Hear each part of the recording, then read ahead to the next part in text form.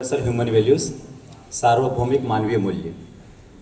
विद्यार्थियों, इसमें हम मुख्य रूप से जो बातें सीखेंगे, जो विषय वस्तु होगी वो ये होगी कि जीवन में आनंद या निरंतर सुख की प्राप्ति कैसे हो।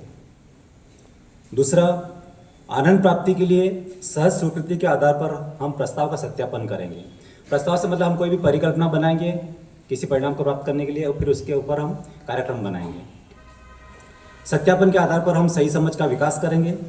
सही समझ के आधार पर हम एक प्लान बनाएंगे, कार्यक्रम बनाएंगे और उस कार्यक्रम के आधार पर हम काम करेंगे और यदि हमको वांछित परिणाम मिलते हैं तो हम उस कार्यक्रम को लागू रखेंगे। यदि हमको वांछित परिणाम नहीं मिलते हैं तो हम उस कार्यक्रम में फिर से बदलाव करेंगे और फिर से हम प्रस्ताव तैयार करेंगे।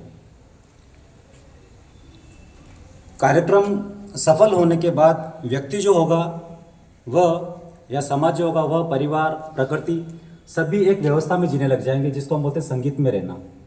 यहाँ पे अंग्रेजी में एक शब्द होता है हार्मोनी, जिसका अर्थ होता है सौहार्दपूर्ण, लेकिन यहाँ पे टर्म जो दी गई वो संगीत में रहना बताया गया, यानी कि हम सब सुखी और समृद्ध रहेंगे।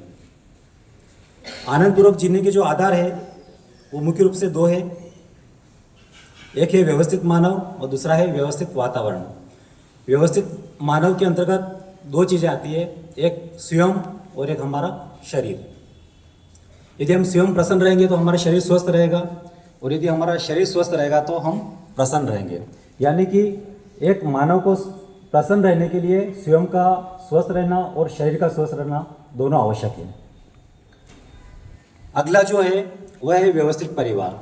मानव के साथ साथ हमें हमारे परिवार में व्यवस्थित तरीके से रहना है। तीसरा है व्यवस्थित समाज।